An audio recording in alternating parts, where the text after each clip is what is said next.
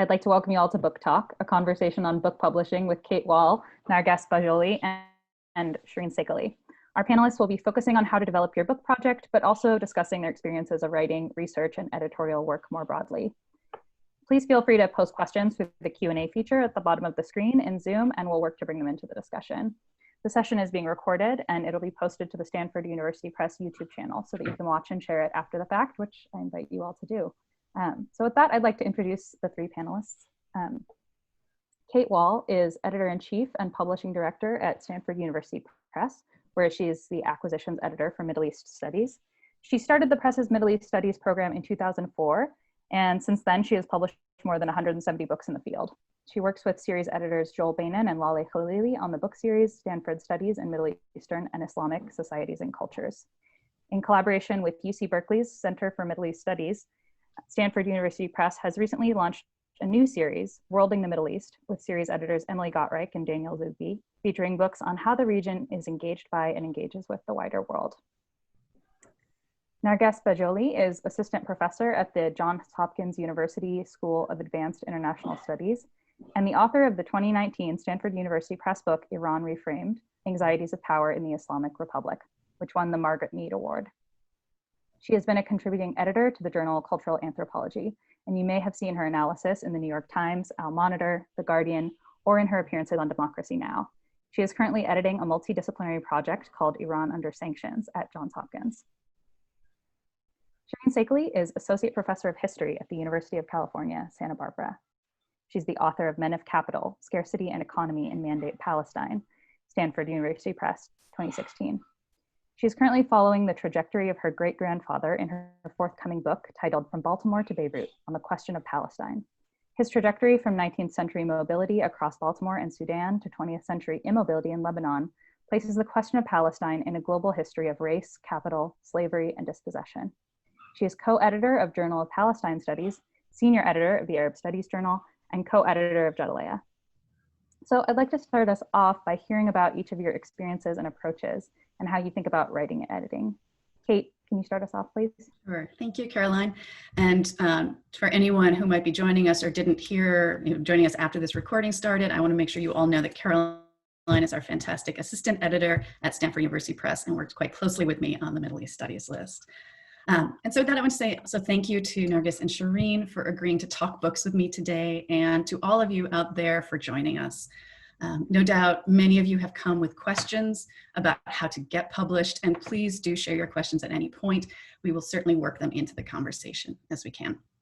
To start, I'd like to offer 4 key considerations that might in part frame our discussion over the next hour, and perhaps will also address some of those burning questions you have about the do's and don'ts of getting published. But in our conversation, I hope that we can attend not just to those concerns about how to get published, but also to the books themselves, on what we're publishing, what you're writing, and why you're writing. So the first and indeed primary consideration, think about why you want to write a book.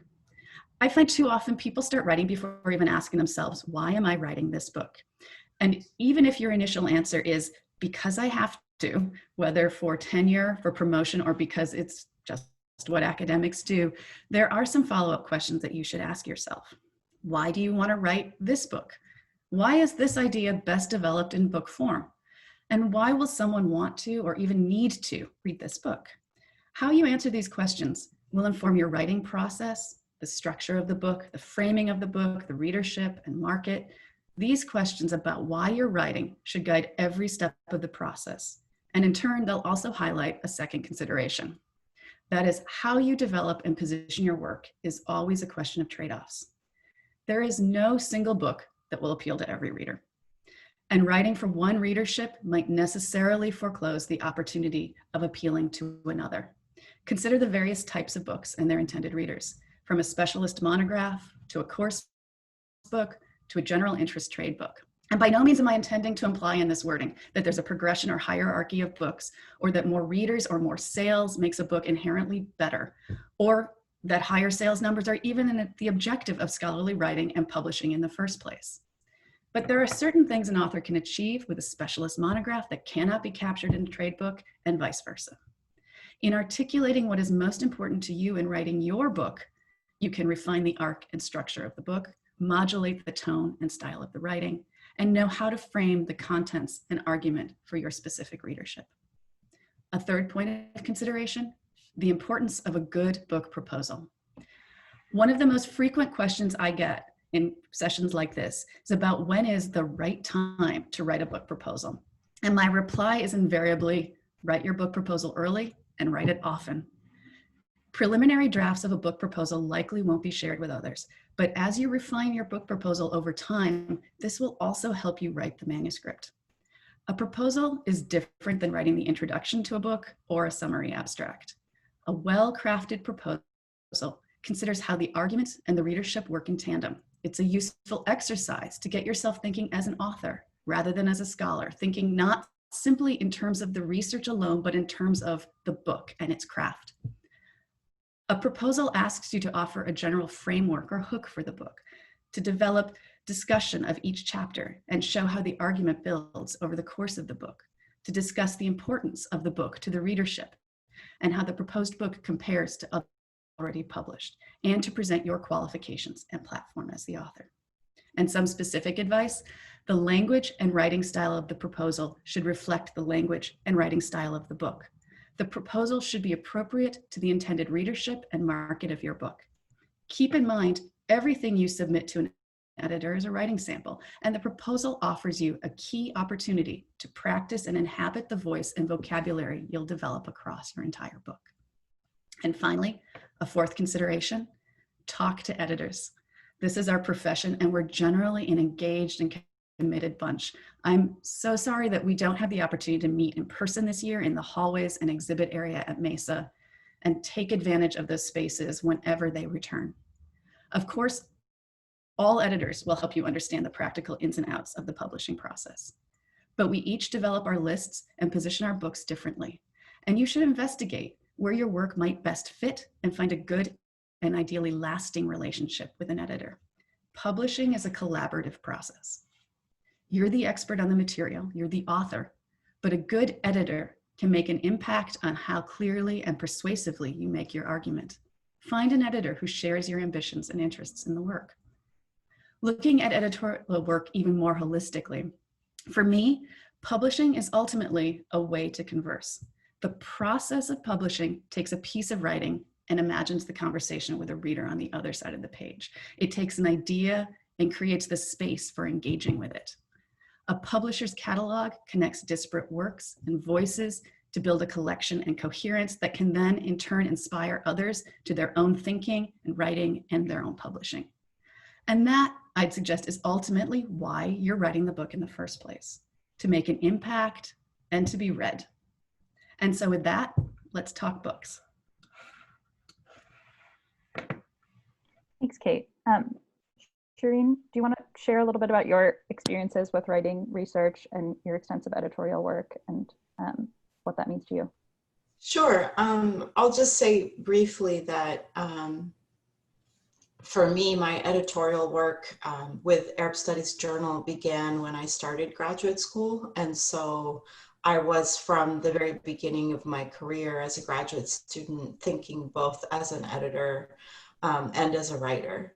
And I think one of the, to sort of build on what Kate said, which is that I see writing as a real collaborative process in and of itself.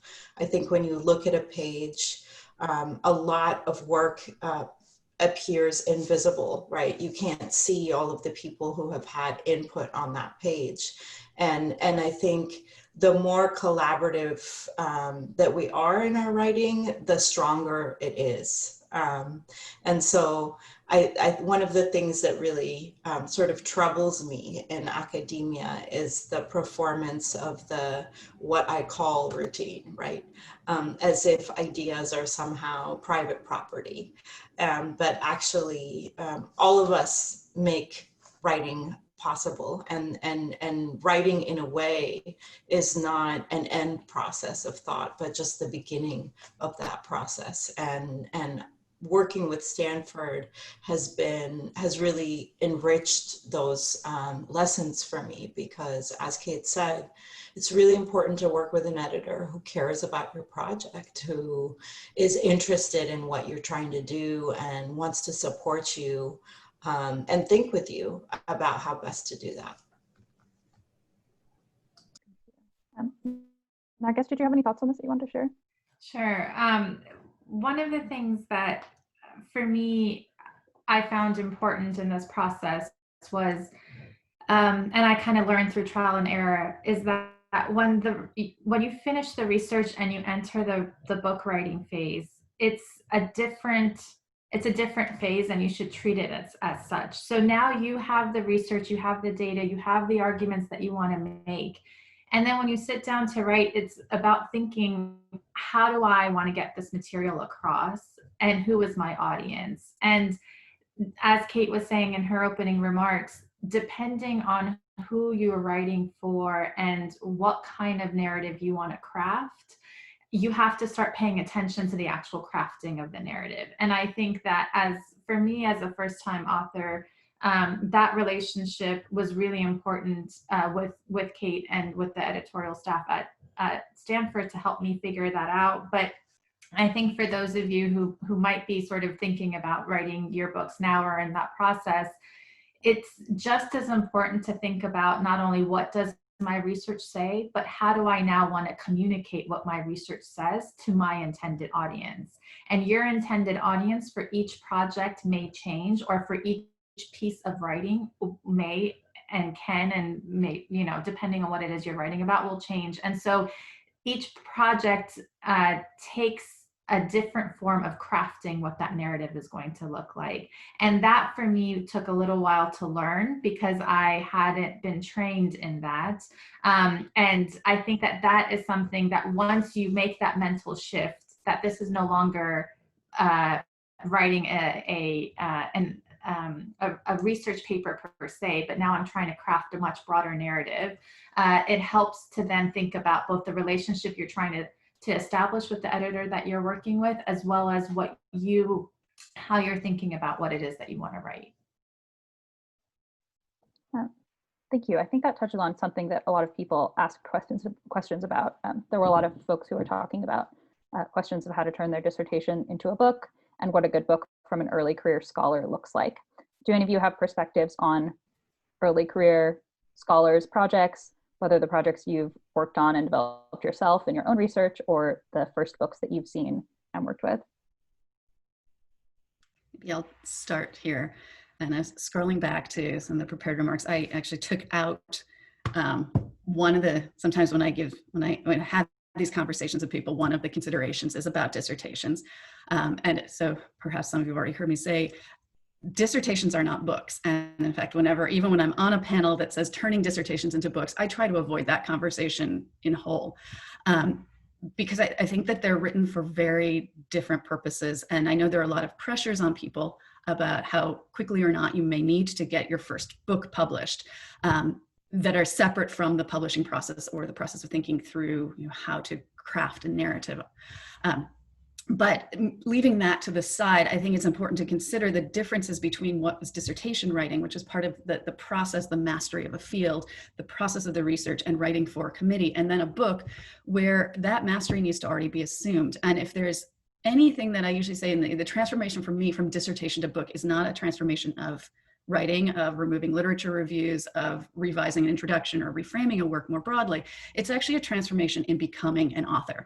And in my comments, I think I was very particular in talking about writers as authors. And I think authorship is something to think through, of claiming that expertise in the material, finding your voice, understanding how to craft, as Narges was saying, craft a narrative, and argue over the course of a book. And so in that, I think dissertations are really useful as the original research basis, in the same way that a journal article may be useful as a research basis for a book chapter. But they're not, dissertations, I would argue, are absolutely never your first draft of your first book. And many of the considerations for a first book are going to be similar, are the considerations of any book. Who are you writing for? How do you write it? You just happen to have we've been researching this for a much longer time over the course of pursuing a PhD.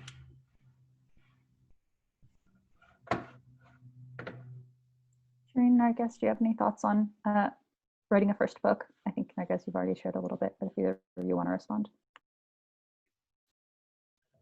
Sure. I would also just add on to what Kate was saying right now about I think that I did put together a whole manuscript that I first submitted to Kate when I thought, this is my book and here's my manuscript. And it was a refined, I mean, I spent a lot of time on it, but it was a refined version of my dissertation. It wasn't a crafted narrative. And I realized even when I was turning it in, I felt, okay, this is what a scholarly book should look like. And this is what I've seen scholarly books look like. And so this is what I think I need to do when I put it in. Take a step back and first of all, think your name is going to be on this going out into the world. So first of all, you have to think about, what do you want your name to be on? What kind of story are you crafting? And I don't mean that in a fictional sense, but I mean anything that we put out there, any form of communication that we do. And right now we're talking about books, but you have to take all of your raw material and your analysis that you did for your research and your dissertation, and think about how are you going to communicate that. And that ultimately, for me, it became a question of what's the book that I've wanted to read on this topic that I haven't read, and how to write that book. And it was also about a process of stepping away from academic writing and reading actually for a little while. And I started to read a lot of creative nonfiction. I mean, for about a year, I just put away academic reading and I sat down and I read creative nonfiction to learn the craft of creative nonfiction writing. So reading it, not only just for enjoyment, but then going down and sitting down and dissecting the text to think about how is it that this author made this story stick in my mind? What did they actually do for that to come out? So treating the writing itself as the art that it is, and knowing that it's a process, and that's where the collaboration comes in, as Sherene is saying, with the ideas jumping back and forth, but it's also a collaboration with, is this narrative working in the way that I'm crafting it? Is it not? Maybe move these things around. And at that stage, I think it became really, for me, helpful to no longer be married to my text, but to very much see it as something that Kate and I could bounce back and forth off of one another, or whoever your editor is, and think about it as now the craft of the writing, rather than you've done the craft of the research. Now you need to do the craft of the writing. I'd also add that I think one of the things academics really struggle with is, as Kate mentioned, sort of the timeline and the deadlines and all of that pressure. I think it's really, really important to step away from the dissertation and get some perspective on your thinking, letting the ideas ripen, going places maybe you weren't able to when you were a PhD student. For me, what made the big difference after I got my first job was the classroom. I always say this, I didn't become a historian until I had to teach it to a group of 40 undergrads and realize really how little I know and how much teaching that material allowed me to position what I was trying to say in a much broader narrative. So often for me, when I'm writing, I have in mind as my audience my really gifted upper division undergrads who are ready and excited to read and learn, but may not necessarily have all the ins and outs of the multiple fields that I'm speaking to. Like Narges was saying, I also really find refuge in writers, creative writers, and fiction and nonfiction, and some of the kinds of tips that they have about how to write, when to write. So things that can be really counterintuitive, like don't use adjectives, for example. So these kinds of tips from different kinds of writers have really helped me precisely as Narges is saying, to think about writing itself as a craft and an art that we can enjoy. I think much of life in academia sort of forces us to see writing as something that we dread. And writing is painful. It's a creative process that is painful. We need to admit that. But it can also be a wonderful refuge, and something that you develop with time. And lastly, again, one of the things that I'll say is I think writing every day, although I'm not doing that now because I'm busy on Zoom every day, but writing every day in whatever project you're working on really keeps you connected. And so that it doesn't feel like so overwhelming when you come back to it and you have to move back into the project. And I really find for me that I come to my ideas through my writing rather than thinking about the blank pages where I park the already shaped ideas. It's actually through that writing that I shape the ideas. I can add just one more thing that as listening to Narges and Sherene talk, an attribute that I find working with many first-time authors that seems to be specific almost exclusively to the first book project, and I'm now going to argue two or suggest two kind of contradictory things. I absolutely agree that with Narges was saying, figuring what is the book you want to write that the author, that they feel, and I think that's going to be the most successful and honest book, and understanding the vision you have, the ambition you have for your own book. At the same time, I think I see a lot of, especially first-time authors, struggling to let that book go. I think that that ideal of the first book, of what you feel you should be writing or what you want to write, leads to this point of perfection that I think becomes quite a handicap in a way. And I think understanding that whatever you write is accepting it as good. I think there's something I think experienced authors learn over time is that you never really complete a project. You just stop writing it at some point. You could keep working on a book forever, and if no one's reading it, is it really a book then? At that point, it's just a process of writing. So I think understanding and freeing yourself to know that this is good right now, accepting that the book you write on this topic as your first book is of course going to be very different than if you wrote it as your third or fourth book. But you'll still look back on it and probably unlikely to cringe at what the book is. So I think understanding how to give yourself space, but also let go and not hold on to a level of unrealistic perfection is an important skill learned with the very first book. I've heard all of you talk a lot about the relation between an author and an editor, and how it develops a book project through conversation. And we actually got a question about how people can make contact with editors, especially right now where we don't have in-person conferences to meet at, unfortunately, and we can't all be sitting together right now. What are some best practices for approaching editors and entering into conversations like these that you're talking about? I would say, I think more publishers, are turning to Zoom conversations. And even though we're not even getting the dynamic we would have had at Mesa of being able to have a conversation back and forth and acknowledge that there's this mediated aspect through Caroline of asking questions, do look for Zoom events people are having. I've been called into more campus events, Stanford and other campuses. I think there are faculty development offices that are trying to look at your own university as well and see if there are editors who might be speaking in that way. The other, I do acknowledge it's unfortunate not to have. Mesa has something like those conferences is where you can really have a formal conversation.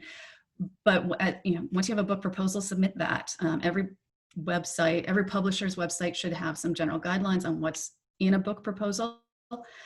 As soon as you feel you have a good sense of what your project is and can articulate it in crafting your book proposal, that's the time that you want to start having a conversation, whether you have the manuscript done or you're still just working on your first chapter. But as soon as you know you're ready to share what your vision is for your book and can craft your book proposal, that's the time to start talking with an editor. So send it in. And I'm having more conversations after reading book proposals via Zoom and one-on-one, trying to recreate what we're losing right now of not being able to gather in person. Sherene, I guess, did you have any thoughts about how to start conversations long distance? I know you're not editors, but maybe you have thoughts on that. Well, oh yeah, I guess go ahead. Just really quick, I actually didn't meet Kate in a conference. We did meet distance or via email and then Skype. So even though the situation was different than today, what helped me, and the advice I would give, especially for those who are looking to sort of figure out how to get kickstarted on this process, is the conversations that helped me the most were with more senior women in the field who have published before, who were really kind and forthcoming in their mentorship with me about how to go about even doing this. We've talked, Sherene mentioned this as a collaborative process. This is a part of the book publishing process, is being able to turn to people who have done it before you and ask them, especially if you have closer relationships, how do you go about it? What were the best practices? How did you get in touch with the editor? Just sort of figuring that stuff out as well. And sometimes, as was in my case, they will help also make some of these introductions too, if they believe in the work that you're doing, if they believe in the type of things that you have been working on.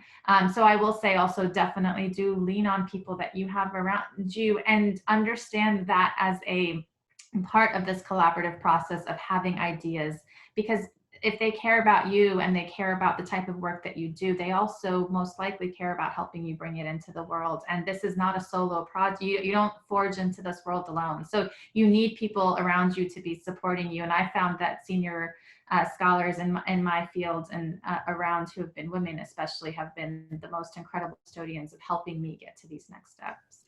And also, I'd say, just to add to that, is your peer group is really important too. I mean, throughout grad school and well into academic careers, it's people who are just like you, who are struggling to, make those deadlines, that, pooling resources and thinking together and exchanging ideas, having writing groups are really wonderful places to begin thinking through all of these different steps, and there are a lot of people, there are a lot of different ways to do things, right? There's no one formula. You have to find what formula makes most sense for you.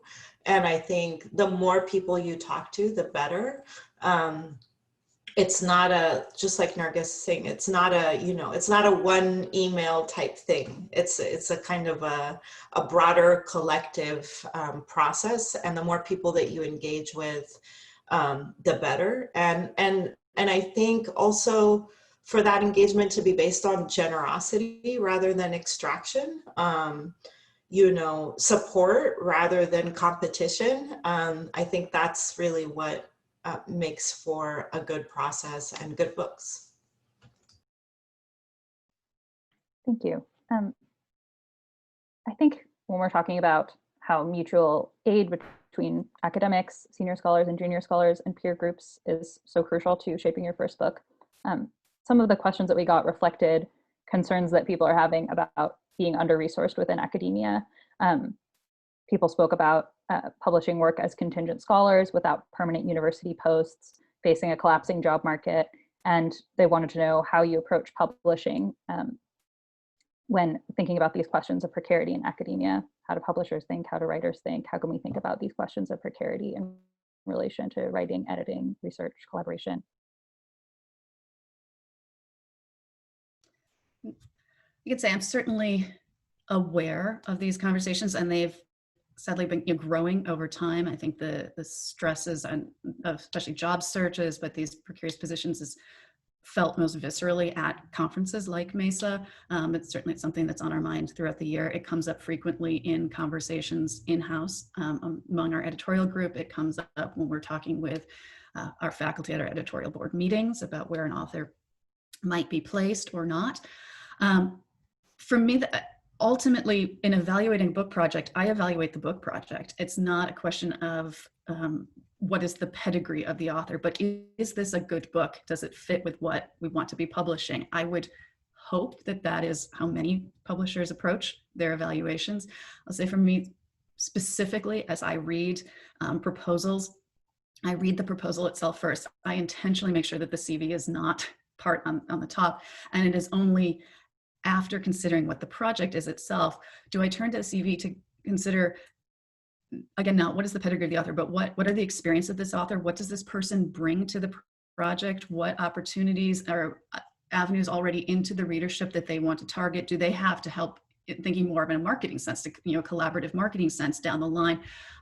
How, or does this person not yet have inroads into that community, and what can the press do to help raise the profile of this author? I think that I know kind of an idealistic statement as well for people who are sitting in a position right now thinking, but I don't have a permanent position or a tenure track position. And certainly you could write that book proposal. What I recognize is lacking, and I'll be honest, don't know how to solve it or how it would work, how to address that from my own position, is exactly what Narges was talking about. Having colleagues to help open some doors or bounce ideas off of.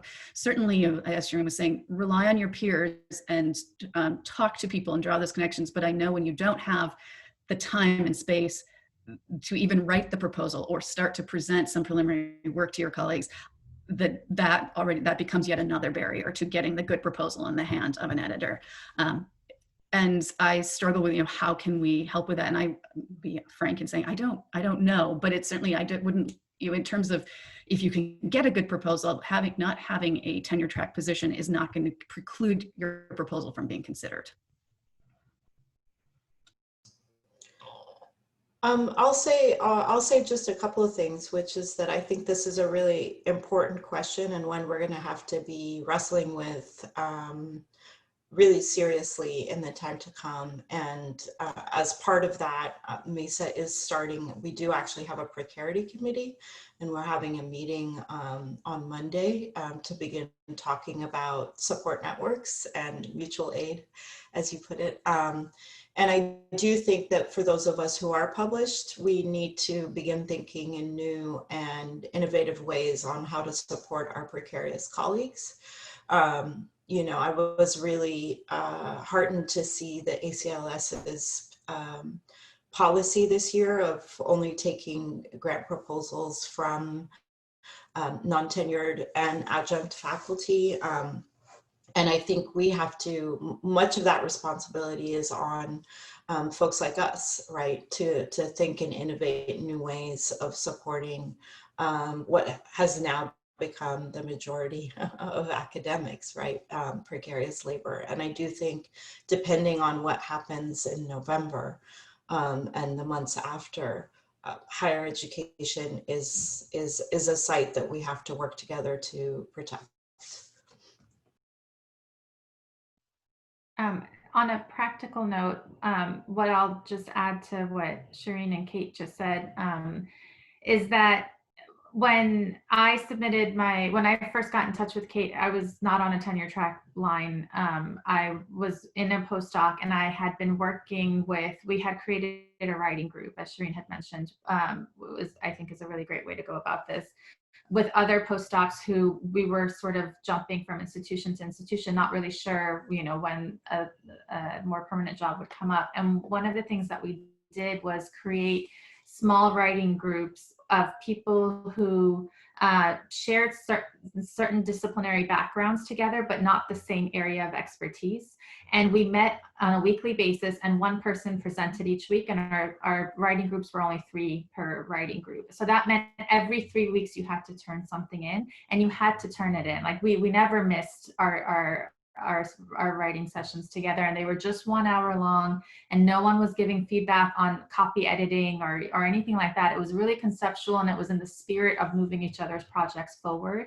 And by doing that on a weekly basis over a long period of time, I was really surprised by how much writing I got in without needing to think I need to carve out a huge amount of time to sit down and write my project. So that is something that I will say, at least for us, it worked well, as each of us was sort of navigating this, figuring out where our next positions were going to be, where our lives were going to move to.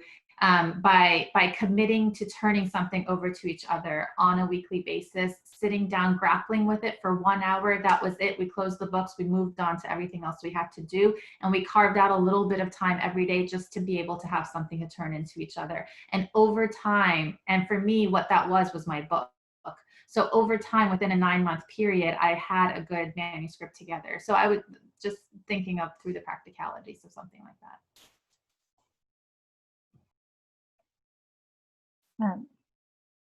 I think something that keeps coming up in the Q&A is that people are feeling a little frustrated by the sometimes contradictory advice between publish your dissertation now and get it over with, or spend your time crafting your project and make sure that it's really what you want to say and that it's been sufficiently transformed. And a few people ask questions about how do you know when something is ready to be sent in the form of a book proposal to a publisher?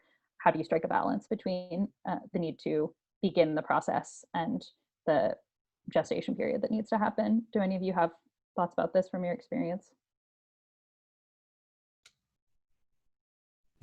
I offer what might be a more frustratingly glib answer, I suppose, sometimes, in that I can appreciate the frustration between needing to, taking the dissertation and I was saying, take the time, rewrite it as a book. I often, like perhaps overly glib responses, you take less time with your dissertation if you can. I think the dissertation in particular doesn't need the perfection there, knowing that basis may become a book down the line. Let dissertations be what they are. I've increasingly heard people say, but I wrote my dissertation as a book. And I think, but why did you do that? Why did you take that time to write it as a book when that's not what can ultimately be published anyway? Let it just, basically my answer is more to say, let a dissertation be a dissertation. Don't ask it to be more than that.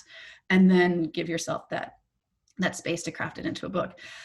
I think in trying to find a way to not be quite so contradictory, there are certainly presses that publish nominally revised dissertations. There is a place for that in the publishing milieu. And if that is what's needed, if that's what one wants to do with their work, it's finding that right fit with a publisher. There are other, I don't tend to do or any work like that. I think that our books published, the first books published within Stanford's list, are admittedly more developed. They are significantly different than their dissertations. And that's an approach that is specific to Stanford's list. So if someone wants to publish something that's much closer to the dissertation, I would not be the right press for that. I might be the right press for the second book from that person. So I think it's also a matter of finding, don't try to force your book into a list that's not the right editorial fit. And each book may have, even though I said we want to develop relationships over time, you may still, even with a relationship with one editor, find that a book is a better fit with a different press. So finding that right fit for the style of book, whether it's your first or a later book.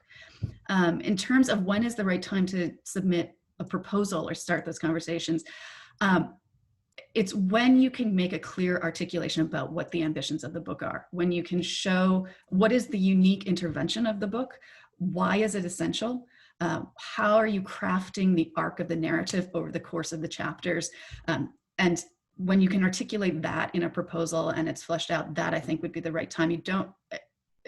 I think if there's any stumbling block, it's sending materials in too early sometimes, and that's where really early material, vet with your colleagues in your department, vet with your peers, your cohort from graduate school, but really with approaching a publisher, it's useful.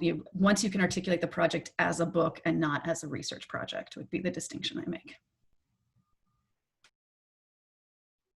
Sherene, I guess, do either of you have experiences on this that you want to share? I would say that, if people need like sort of a yardstick, at least a year of teaching under your belt, just to be in the classroom and to have to sort of put because when we're writing our dissertations, we're so focused on a narrow period of time and usually, and a set questions, whereas when you're in the classroom, you really have to think about the forest. And so a lot of the process, I think, is the balance between the details and the broader narrative. How do you balance that? What's your specific intervention in that broader narrative? What kinds of details are you showing us to make that argument? So I think having some time away and sort of thinking about the stakes differently from when you're defending a dissertation. And then kind of pulling together over time, all the things that you'd like to read that you haven't gotten a chance to read yet, all your kind of dream list of secondary literature that you want to go through, and sort of balance and work between those two things. You know, we're not saying take 5 years from the dissertation, and nor are we saying that the dissertation that you already have isn't a basis. Of course, like my book is based on my dissertation, you know, to some extent, but the dissertation was a different person who wasn't able to take risks at the time that, you know, I wrote the dissertation, who didn't have the maturity to really critique the historical subjects that I was studying, was just trying to recover them. And that process of being in the classroom and having different experiences with peers and senior scholars allowed me to become a different kind of thinker, right? So we're not saying, you know, we're not saying stop the career and that this has to be a long drawn out process. Just give it some time so that the argument can be everything that you'd like it to be. Yeah, and the classroom was really important for me as well, because you can't, in order to make students in front of you understand, you have to be able to synthesize and to draw the bigger picture, and then teach them how to focus in on the area you're trying to get them to focus. And for me, that also then taught me, well, wait, I need to zoom out from the narrative of the dissertation and figure out how I've been in that world for so long that I need to, and I don't want to just talk to people who are just, I mean, I want to talk to people who are in that world, but that's not my only audience. So how do I zoom out from that? And the teaching taught me how to do that. And then for me, I didn't take a long time between dissertation and book. And then that I did that was that the political situation was moving so incredibly fast in the place where I had done my research, and I was working on such a contemporary issue that I wanted to get that story out because it was having very real world consequences. And so that was a decision I made. Could I have done something different with it if I had sat on it? Yes, definitely. But that's where I had to decide, why am I writing? And that was a decision I made for this project. For a separate project, I may have done it differently. And that's why I think it's really dependent on, what is your goal? Who are you trying to talk to? What is your relationship with the work that you've done? And when do you think it's ready and to give it to the world? Can I just add one thing? Because I also agree so much with what you were saying, Narges, about, you know, I could have spent the rest of my life writing Men of Capital easily, because it's that kind of project where you could always be adding and always be changing. And there has to be a moment at which you are ready to free yourself of this project.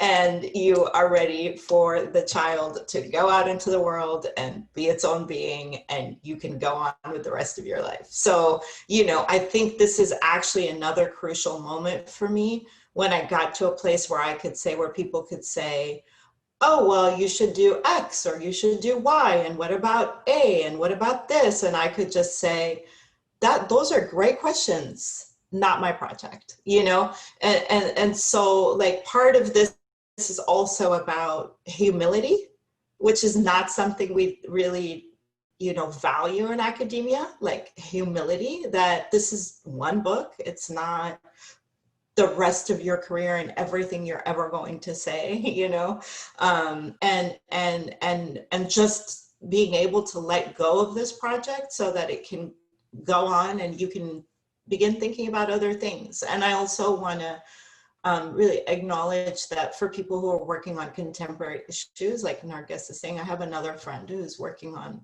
US empire and Palestine, and she's like, oh my God, I have to keep rewriting this book every day, you know. So those pressures are different from the kind of work that I do, which is, you know, safely in the past. So I totally understand that kind of project, at some point you have to say, okay, that's it. We're moving on here. So, yeah. We have about 15 minutes left to talk. I wanted to ask a question about what you all read when you're writing, because Narges had mentioned reading creative nonfiction. Do any of you have any specific books that have helped change how you think about the craft of writing and then have developed you as writers? Beloved, The God of Small Things. Most recently, Saidiya Hartman's work, Wayward Lives, Beautiful Experiments. Before that, Lose Your Mother, Darwish, Tayyib Saleh. Yeah, so many. I mean, I wish I had more time to do that kind of reading, because it's like writing is something that sometimes I feel like we can only aspire to the kind of beauty that, you know, creative writers produce. Yeah, I also wish I had more time, because that's the thing that I love to do most. Right now, it's Saidiya Hartman who I'm poring over and loving how she bends genres and works and takes writing and the craft of it so seriously and does it so beautifully. But I just reading a ton of fiction, and also trying to, for me also what's really good is reading things that I don't know much about when I am reading creative nonfiction. So I like to read like about science, things that are going on in the science world that the writer is trying to communicate, because it really helps me, because my brain just doesn't understand that world. And so it's really helpful for me to see how somebody who does get it is trying to, how do they craft that narrative for someone who's not a specialist. And so I really do love reading lots of creative nonfiction, especially around science and computer science issues, data technology, things like that. This is, sharing the dirty secret of editorial work. Maybe, well, first, I'm not a writer. I have to admit, I don't enjoy writing myself. I don't know what that says about being good at editing or critiquing people's work, or perhaps we can say collaboratively expanding people's work. But I don't write much myself. But I do wish, like everyone, I guess, that I could read more. I spend a lot of time reading book proposals, reading draft manuscript. Whenever these questions are asked of me, I kind of have to stop, because I realize I don't have as much time to read finished published work as I wish. But to that, I'd say I think everyone shares that wish of having more space and time to read short form works. I frequently go to the New Yorker, and exactly for the reason Narges is saying, read material that is outside your own area of interest, that's outside your own area of knowledge, and start to see what drew you into something that you didn't know you'd be interested in. How did someone craft this short piece? And I think if you can read more on that meta level to find what you like, also read what you don't like. What bugs you in writing. And it's never what I recommend to any author, find what you like and mimic it. That won't be successful. But if you can start to understand the craft of what you react to well, you'll start to understand your own voice, I think, in a way, and can start to draw that out. And I'm struck by both Sherene and Narges, and I hear this from many people, reading fiction, I think, absolutely helps and can inform how you write nonfiction as well. There's something to how people develop a narrative, how they develop suspense, how they develop characterization. Those aspects can still be brought into nonfiction and scholarly writing. Obviously, it's not exactly the same, but there are elements that can, if you start to think again about the craft of the writing, you'll gain that from reading, just read voraciously, is usually, to the extent that you can, useful in becoming a good writer too.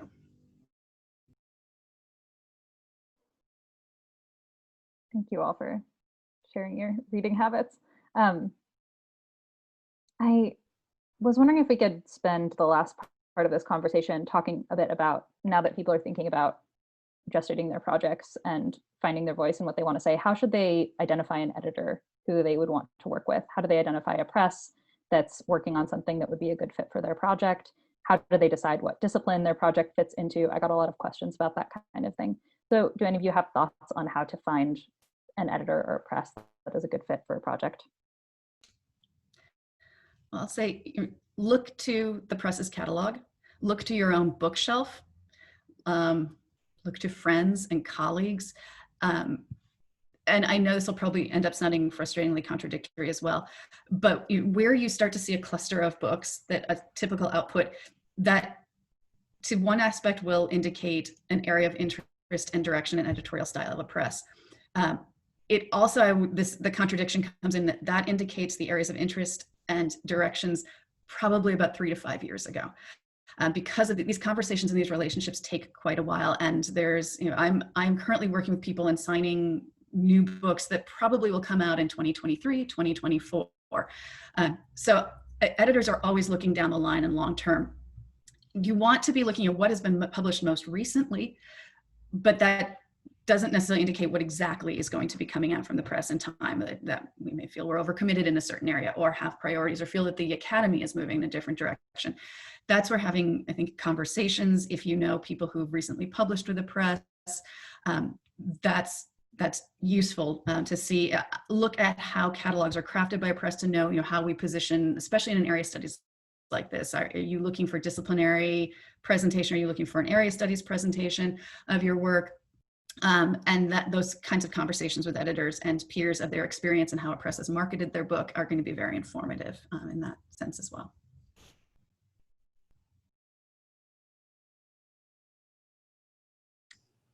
I guess I would just, look at your favorite books, and the things that you like about that book, the way that it's edited, the way that it reads, the way that it's circulated and marketed, and, talk to your friends. I mean, there's no this process is not shrouded in mystery. It's pretty clear. You know what I mean? You just have to talk to friends and people and colleagues, and most folks are pretty generous in sharing their experiences. So, yeah. Yeah, I would just second that. I went through a period where I thought I should know this stuff. So if I ask, it's as if, why don't I already know it? Get over that, because once I started asking, I realized you have to ask to find out, right? It's not intuitively going to come into your brain. We didn't really talk about it when I was in graduate school. It was like something you were going to do later, but you need to figure out this process of making that happen, just like you figure out the process of writing grants. There's just like you figure out the process of doing your research, methodologically, however you do it. So this is another process you have to figure out, and it won't come through osmosis. So ask, and don't be afraid to ask, and know that maybe some people will be a jerk about it, but then you just know that person is a jerk about helping people out. So you just move on to someone else, and hopefully you find people who aren't willing to be jerks about it, and who are willing to be kind to one another. Because if academia is going to where it is going, then we need to be kind to one another. So you find the people you want to be in tribe with, and forget the ones who are going to be jerks to you, because you don't have to converse with them. You can just go with the people who are good. I would want just to re-emphasize that too, and saying absolutely ask questions. I think there's no editor out there who assumes that, especially with the first book, that you know what the publishing process is. You can't know the publishing process until you've been through the publishing process. And it's not even just first books. I think the technology of publishing, the process, how we approach our books, it changes so substantially and so quickly. And I've been with the press now, I'm coming up on 20 years. I find hard to say, but it's a very different world than when I joined early on. And so even if it's 5-7 years between the previous book and this one, probably things have changed, and you need to ask about the process again and about the publishing world. So it's not a question of naivete or being young in the field. It's part of the conversation. I think part of, I'm going to assume embedded in this, a very practical question people have, more often than not, particularly with scholarly presses, we would like, when we get to the point of the formal peer review of a manuscript or book proposal, to have an exclusive review on that material. Many, indeed most publishers are going to ask for that. Some people are much more strict about that than others. I would say, I mean, I say for myself, I would certainly prefer to have an exclusive review of material, because I know that the work that I'm putting into it is to develop a book for Stanford Press, that I'm not going to be developing a really good book for someone else that you'd end up signing somewhere else. And usually I'm quite clear with people in saying that I'm going to be much more comfortable sharing editorial suggestions even before a contract is signed, if I know that this is already presumed to be something that's growing towards a relationship and a signed contract with Stanford. That said, if you're looking at, you're talking to your colleagues, looking at publishers' portfolios, and you really are torn and feel that there's more than one place that would be the right home, it is possible to do simultaneous submission and reviews of material. I would never suggest going to more than 2 presses at once. It will slow down the process, and even be aware that by having your work reviewed in 2 places at once, it will be slower than 1 place at a time. But I think that process of peer review, how an editor corresponds with you, what kinds of questions are asked in peer review, what types of readers are asked for that peer review process, and then the approval and contracting stage where you really get into how do we position your book within our list? What is our publishing strategy? How are we going to market it? It may be that you only really get into the depth of that, what that relationship is going to be and how a press sees your work by going through the peer review process. Ultimately, just be open and honest and frank with the editors.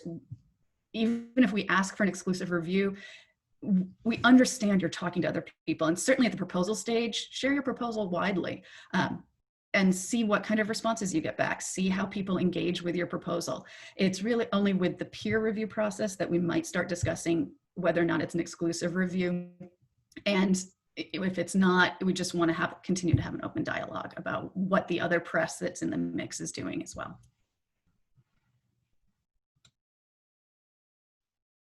Thank you. Is there anything that any of you would like to leave us with that we haven't gotten a chance to talk about yet? Well, we had wanted to talk a little bit about what it means to be in this moment of crisis, and how this crisis has really sort of mobilized a lot of different kinds of writing. So I don't think it's an accident that both Narges and I are really sort of swimming inside Dia Hartman, because I think that some of that, challenging genres and going across boundaries is something that we're all really doing right now because of the, multiple and overlapping environmental, political, and social crises that we're in. So I think that is something that all of us have been thinking through.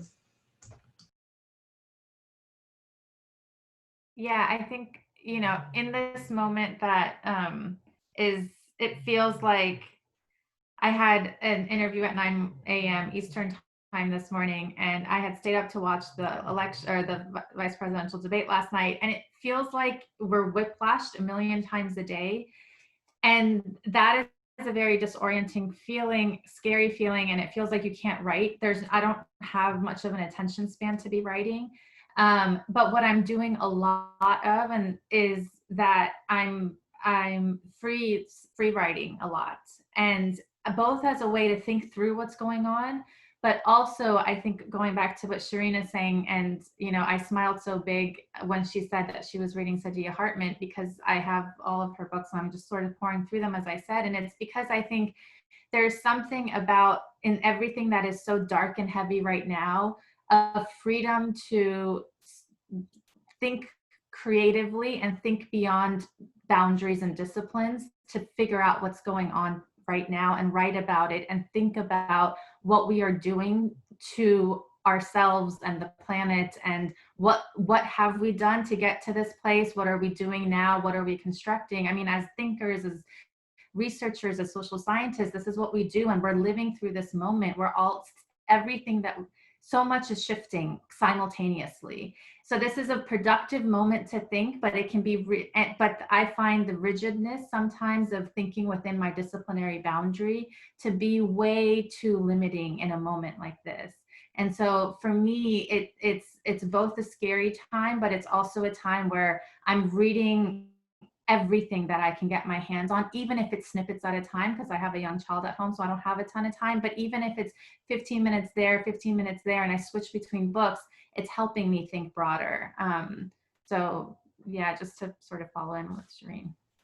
I'd say whether it's a reaction to the current moment, a coping mechanism for the current moment, but even before 2020, I started to see a shift in the way people are writing and what they're reading, what is considered scholarly output in a really interesting and creative way. I think that those very confined disciplinary discussions or rigid style of scholarly writing are certainly shifting, and the styles of books that are being published or that proposals are crossing my desk are really expanding. And I think that's an exciting and positive note right now, that there is a greater diversity of voices and styles and opportunities. We just need to find a way to capture that, to recognize it, to make sure that it counts in what people are doing, and what goes towards their scholarly output.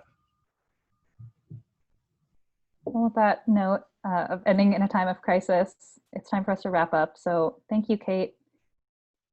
Thank you, Sherene. Thank you, Narges, for sharing your thoughts on this. And thanks to everyone who submitted questions. It was really helpful to hear from you all. And I hope that you'll share this YouTube video when it's been released on our Stanford University Press YouTube channel. Thank you, everyone.